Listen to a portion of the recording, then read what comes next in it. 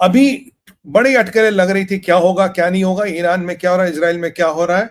आज बड़े डेवलपमेंट्स हो गई है। अरक जो फैसिलिटी है उसको ध्वस्त कर दिया गया है, जो हार्ड वाटर फैसिलिटी थी। अरक एक अल्टरनेट रूट था जिसके माध्यम से ये न्यूक्लियर बम बना रहे थे। इसराइल का कहना है कि अरक को बनाया गया था न्यूक्लियर बम बनाने के लिए। अरक का डिसमेंटल यानी कि न्यूक्लियर कमर तोड़ी जा रही है।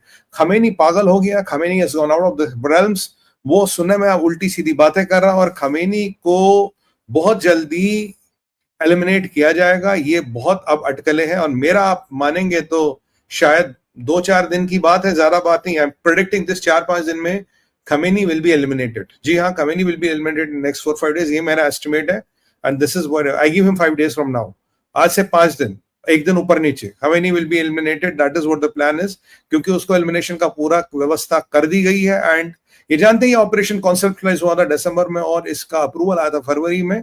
इसके बाद एक दिमोना करके न्यूक्लियर फैसिलिटी है, Dimona nuclear facility is next, उस पर भी किया गया है, राइट। एंड यू नो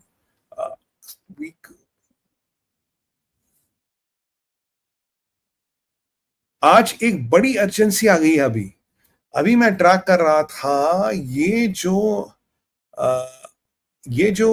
जो राफेल ग्रोसी है, ये कह रहे हैं कि हमारे पास एक दिन का समय है। Before Iran gets a nuclear bomb, we have time of 1 day. Whatever we have to do within 1 day. अगर एक दिन के अंदर अंदर हमने इनको नहीं रोका तो काम नहीं बनेगा। मैं इजरायलियों का कहना कि फॉर दो वी कैन सेटल विद और विदाउट अमेरिका, क्योंकि अभी जो अटकलें लग रही थी कि अमेरिका का डिसीजन आने वाला था कि क्या वो इस लड़ाई को ज्वाइन करेंगे नहीं ज्वाइन करेंगे। वहां रशिया की एक धमकी जरूर आई थी कि अमेरिका इस लड़ाई को ज्वाइन ना करे, एक बहुत बड़ा एस्केलेशन हो सकता है। यहाँ अरब वर्ल्ड में भी अटकलें लगाई जा रही, साहब आप ज्वाइन ना करें, बहुत दिक्कतें होंगी, परेशानी होगी। पर आप जानते हैं अरब सारा डिवाइडेड हाउस। जब वर्ल्ड वॉर 1 हुआ था, कोई फ्रांस के साथ था, कोई जर्मनी के साथ था, रूट्स ऑरिजिन है, ज्योग्राफी सेम है, पर जैसे कंट्रियां बनी हर एक के इंटरेस्ट अलग अलग। आप कह रहे हैं कि मफादात, एक उर्दू में वर्ड यूज किया जाता है मफादात, यानी कि वेस्टेड इंटरेस्ट। हर एक के वेस्टेड इंटरेस्ट अलग है। यहाँ यूनिटी कागजों में है, यहाँ दिल और दिमाग में नहीं है। इस्लाम का एक मखोटा सब पहनते हैं, पर शिया सुन्नी का बैर इतना है, हर कोई दबे पांव अमेरिका से कह रहा ठोको ठोको भैया, खमेनी को ठोको। क्या एमबीएस खमेनी को हिटलर नहीं कह चुके? बिल्कुल कह चुके।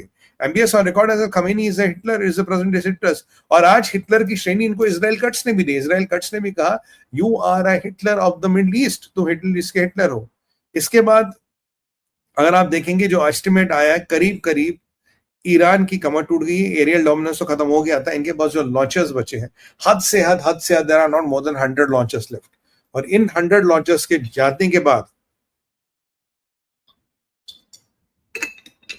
जो कार्रवाई होगी, they can not fire any ballistic missiles.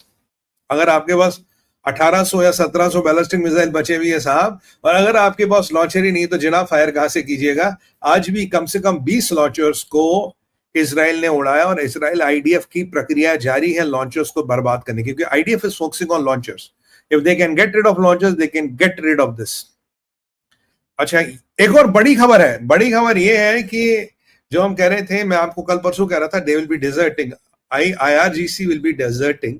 ये खबर आई है कि 30 बड़े अफसर जो है, और बड़े आप मान लीजिए कमांडर्स मान लीजिए, दे हैव डेजर्टेड आईआरजीसी। और जो ईरान में माउंटेन्स है, माउंटेन्स में जाकर छुप गए हैं। मतलब they have deserted IRGC and they are hiding for their life in mountains. क्योंकि आईआरजीसी का, अब ये अरक की बात करें, दिमोन की बात करें, वो सबको बर्बाद कर दिया गया है। And this is what the things are happening. तो यहाँ डेजर्ट की, मतलब दे आर डेजर्टिंग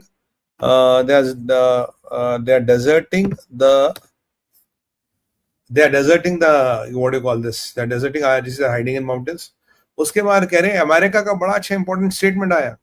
अमेरिका कह रहा भाई हमें प्रेशर ना करो, हमें प्रेशर ना करो कि हम इजराइल को प्रेशर करें रेस्ट्रेंट दिखाने के लिए। अमेरिका कहता हमें प्रेशर ना करो कि हम इजराइल को प्रेशर करें रेस्ट्रेंट दिखाने के लिए, क्योंकि हम चाहते ही नहीं इजराइल रेस्ट्रेंट दिखाए। We are not interested in Israel showing their restraint, we want Israel to continue what they are doing. तो यहाँ एक बड़ी अजीब सी बात है। मुझे लगता है ट्रम्प साहब कोई बहुत बड़ा खेल कर रहे। क्यों?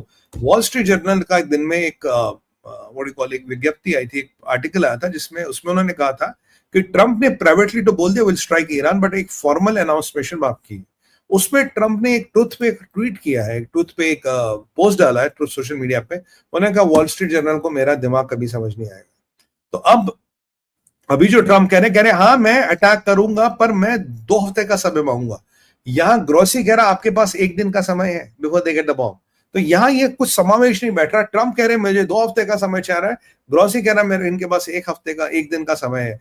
इजराइल कह रहा कि we are ready to go without American support, हमारे पास प्लान है। यहां से खबर थी कि B2 बॉम्बर्स रेडी हो गए, B2 बॉम्बर्स की जो भी इनको रेकी वेकी करनी थी करनी है। और ये भी थी कि भाई जो ये आपका फर्दो है ये एक बॉम्ब से नहीं टूटेगा, इसमें 4-5 बॉम्बों की आवश्यकता पड़ेगी और फर्दों को तोड़ना बहुत जरूरी है। बाकी अरक हो, दिमोना हो, IRGC का हेडक्वार्टर हो, इस सब पे तो हमले हो ही गए, इस सब पे तो इस सब की कार्रवाई तो हो गई है। तो और अब यहाँ क्या आप कह रहे हैं भाई हमें तो कोई जरूरत है नहीं करने की। और ये एक बहुत बड़ा सिचुएशन में टर्न आता है कि why is America doing this, क्योंकि अगर इनके पास 1 दिन है, what is America doing this, ये मेरे को लगता है America is fooling the world. America ये बता रहा है, ट्रंप ये बता रहा है ऑफिशियली कि भाई मेरे पास 2 हफ्ते तक मैं कुछ नहीं करूंगा, 2 हफ्ते तक तुम मुतमईन रहो। और ये 2 हफ्ते का एक व्हाट यू कॉल विंडो दिखा के, 2 हफ्ते का एक विंडो दिखा के वो अपना यहाँ पे कार्रवाई करेंगे, which is going to be very detrimental for them.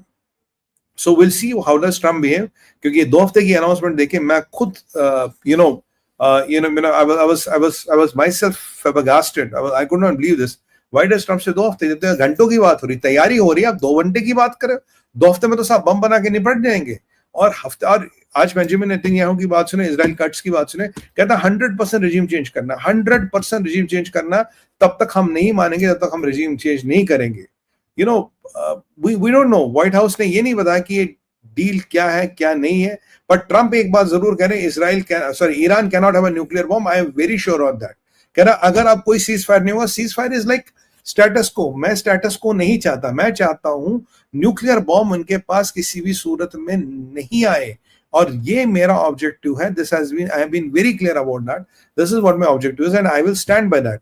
अगर न्यूक्लियर बॉम्ब नहीं आना तो साहब 1 दिन में ये कह रहा है राफेल ग्रोसी इनके न्यूक्लियर बॉम्ब लगभग बना देंगे, और ट्रंप कह रहे हैं कि भाई ये नहीं बनेगा। अच्छा, इतने में एक और इंफॉर्मेशन आई है, स्टीव विटकॉफ की बातें हो रही है अगराची से, फोन पे बातें हो रही है। वैसे जेनीवा में इनकी मीटिंग है संडे को, अगराची की, फ्रांस, आई थिंक यूके और जर्मनी के विदेश मंत्रियों के साथ। बाय द वे जर्मनी ने पूरा सपोर्ट दिया है इसराइल को कि आप जो कर रहे ठीक कर रहे, आप करिए, आपको जो मदद चाहिए वो चाहिए। ये स्थिति बहुत विस्फोटक हो रही है क्योंकि अरब देश बोल नहीं रहे, ऊपर से वाला इतराज कर रहे हैं, अंदर से दे आर वेरी हैप्पी कि भाई these people are getting dismantled, right.